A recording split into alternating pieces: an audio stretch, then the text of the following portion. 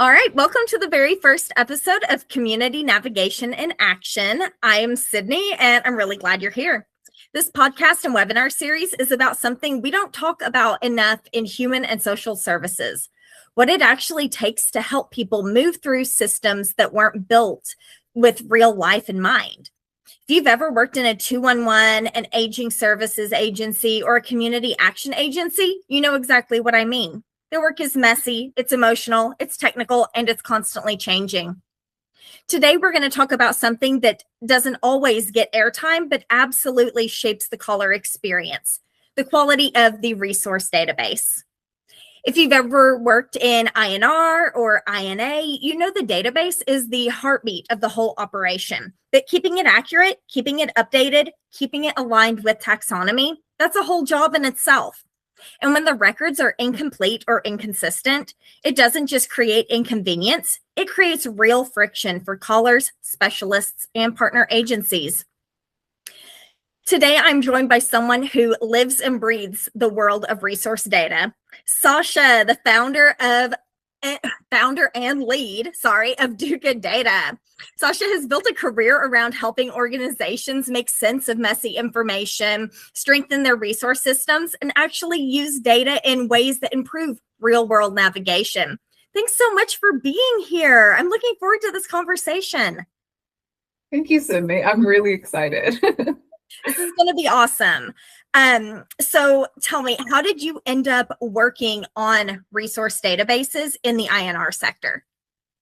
I think this is a fairly common path. You might hear this answer very often, but I started on the front lines, on the phones, answering crisis calls, and that obviously exposes you to the resource data. So it was only a matter of time before I was like, well, why do we do it this way? Why does this show up this way? And it got to the point where I asked so many questions that they ended up developing a role and hiring me to take care of the database full time. Prior to, we only had volunteers that were doing this work. So that was kind of like my entry point, just that curiosity as a phone taker, or as a call taker, I should say.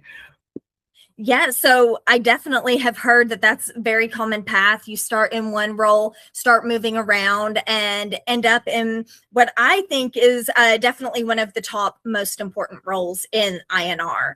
Because, like I said, the database is the heartbeat. So what's something people don't realize about maintaining resource databases? Well, honestly, I'm really glad to hear you say that it is the heartbeat, because I think we often forget that there are so many moving pieces that we forget that it really just comes back to the data. Without good data, you don't have much else. But in terms of what people wouldn't recognize, I think as much as data is about the style guide and making sure that the resources look a certain way and all of that, I think most people are surprised to see just how much of it is outreach and building relationships, not just the precision of the data.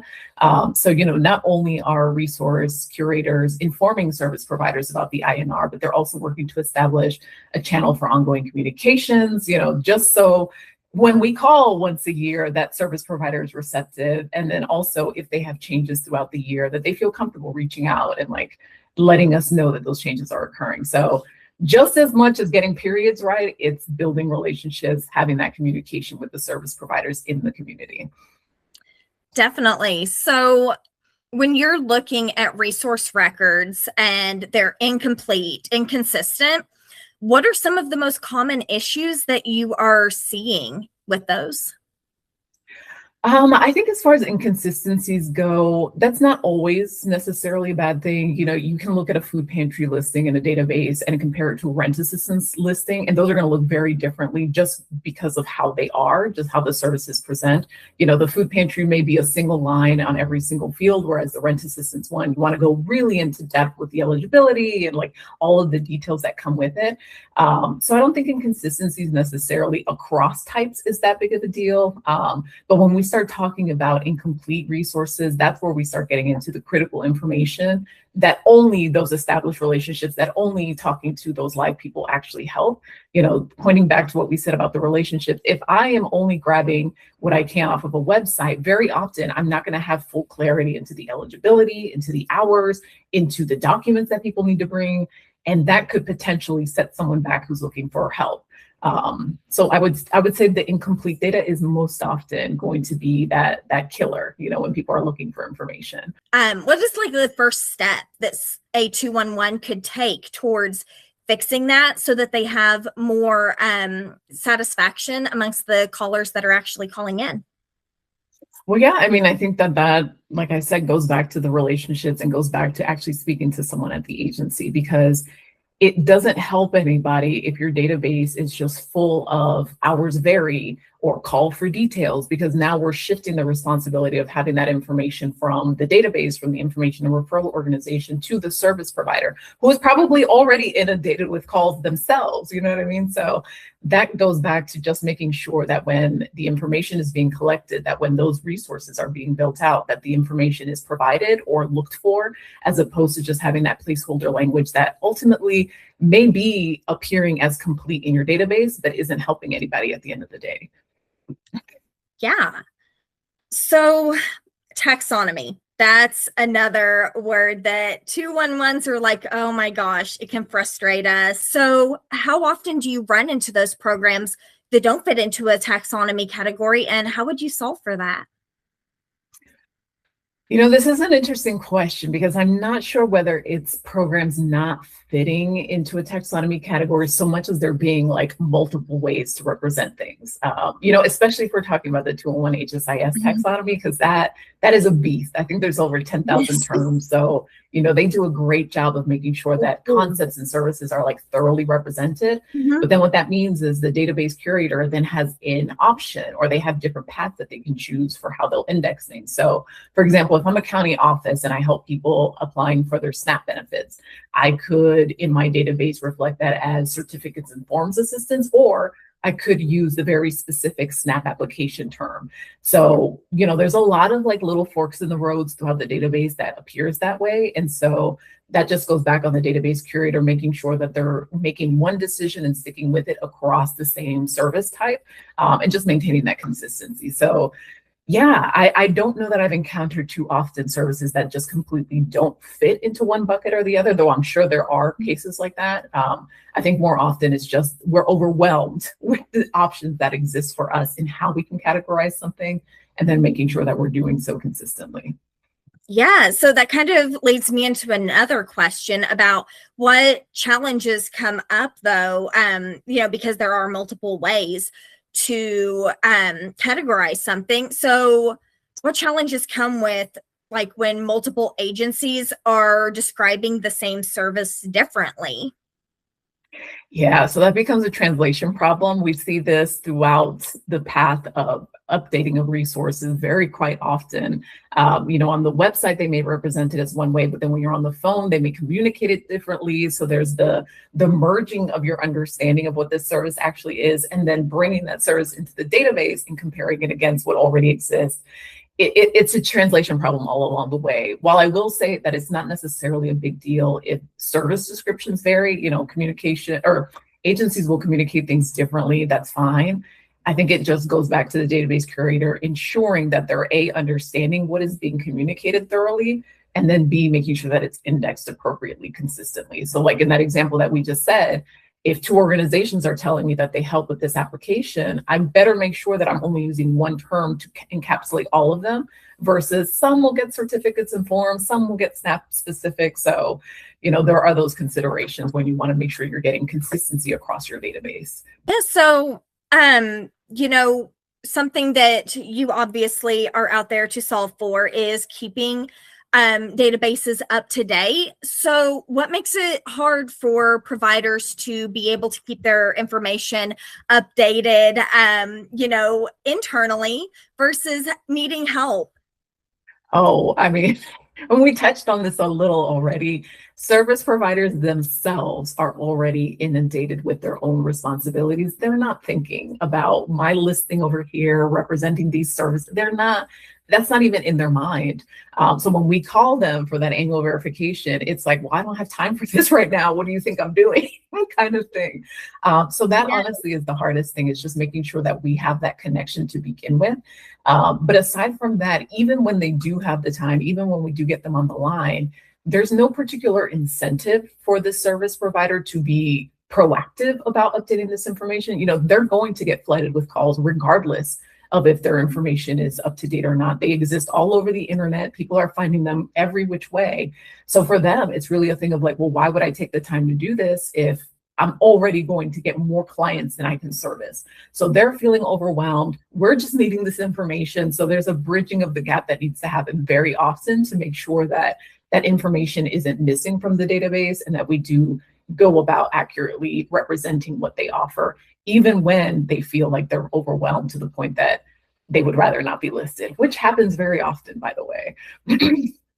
So kind of going off of that, how can we make sure that 211s are not losing those resources when something like that happens?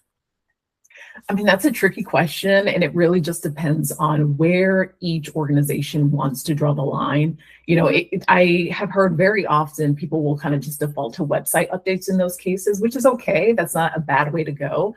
But then there is the question of how recent that information is, whether that should replace the information that's in the database, if there's a mismatch, so that could open up its own can of worms. But again, I just go back to, it's about establishing the relationship with the organization so that they feel comfortable coming to you as an information and referral provider to say, hey, we don't have funding right now, please make us inactive, or we got funding, it's only going to last us through the end of the week, or probably, that kind of communication is really what we should be aiming towards.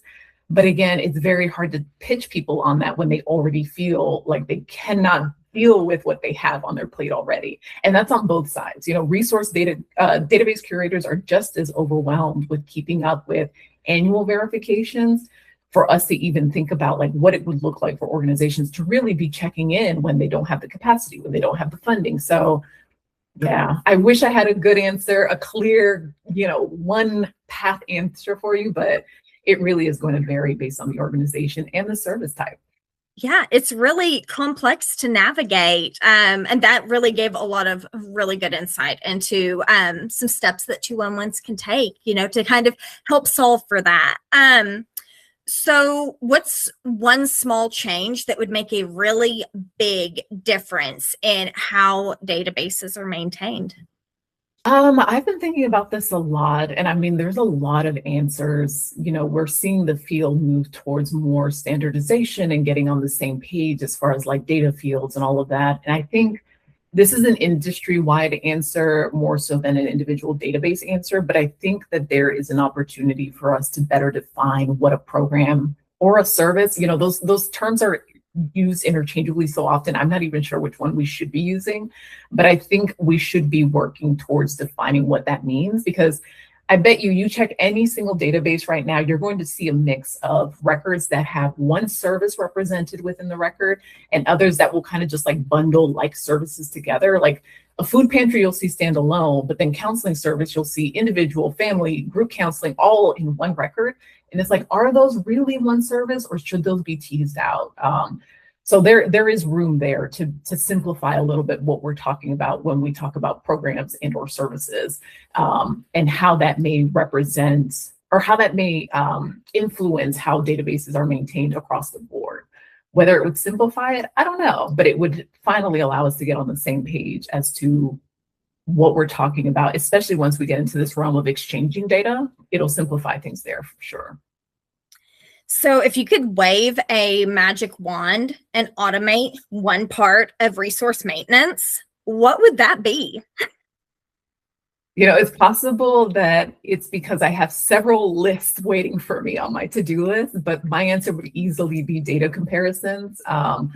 People in the community very often will send us like a resource guide they found or a spreadsheet they had, and they're like, can you make sure this is in the database? And it's like, great. I wish that was as easy as you think it seems to be, but there's a lot of data cleaning, restructuring, and then manual comparison against what's in the database that can be so time consuming.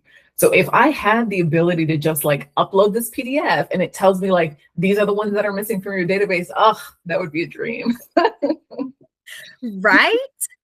I'm telling you, you'd be amazed at where like technology is headed. And I can foresee that happening pretty quick. Someone's going to see this and pick it up.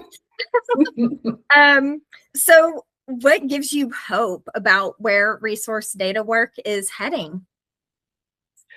I kind of pointed to it earlier. I am really so excited to see that so many organizations are making this shift towards more collaboration and more data sharing. I think so often this work, it's very easy to feel like you are in your own little bubble, and you can't really like connect with other people. But it's really, really giving me a ton of hope that people are deciding, you know what, we don't each have to maintain the same exact services. How about we just kind of like collaborate, and you maintain this piece and I maintain that piece? And there are a lot of capacity and funding limitations everywhere across this field, but I do see more collaboration, more data sharing as a path forward for a lot of organizations that are starting to feel, a little tight in the budget area. So that's given me a ton of hope. So on one final note, if you could send one message out to 211s about the importance of database quality, what would that be? I think I don't know if I'm like overthinking this question, but I think I would encourage organizations to examine how they're defining quality for themselves. We all have standards and style guides and policies and procedures, but none of that really matters if it's not speaking to the need within the community. So again, it may be stretching the meaning of your question a little bit, but I do think that the most important measure for quality in a database should be that it is created and maintained in constant communication with the communities it seeks to serve. Only then is it actually serving its purpose. Only then can it actually be high quality. Well, thank you so much for your insight. That was absolutely amazing. And I know that this is going to help a lot of the INR and INA agencies out there. So we're going to wrap that up for today. And, thank you for shedding light, though, on something that so many people rely on, but few people really understand it. The resource database is truly the backbone of the 211. It's the frame and the work that goes into keeping it accurate, current, and usable is like really detailed. And honestly, you have a pretty heroic job of making sure that people can access the resources that they need. So I appreciate you and everything you do. And I appreciate all the database resource curators out there as well. Like, y'all are important. Thank you, Sydney. You're welcome. You're welcome. It is a job I could not do because spreadsheets make me a little bit crazy. So yeah. Okay. So if you're listening to this and you work in this space, I hope this conversation made you feel seen. And if you're outside of 211, I hope it gave you a clearer picture of just how much invisible labor goes into making sure people get connected to the right help at the right time. This is exactly what community navigation in action is about. Naming the friction, honoring the people doing the work, and exploring how we can build systems that actually support them. Thanks so much for joining me for this episode of Community Navigation in Action. I'm really grateful you spent part of your day here digging into the real work behind community navigation and the systems that support it. If you enjoyed this conversation, make sure to follow me on social media and subscribe to my Spotify. I share more behind the scenes insights, upcoming topics, and ways we can strengthen the navigation ecosystem together. If you'd like to learn more about Sasha's work or connect with her directly, everything you need will be right here. And if you're listening and thinking, I have a story to tell, or I'd love to share what we're seeing in our community, I'd love to hear from you. You can find details on how to be a guest on the podcast by scanning the QR code. Thanks again for being part of this space. I'll see you in the next episode of Community Navigation in Action.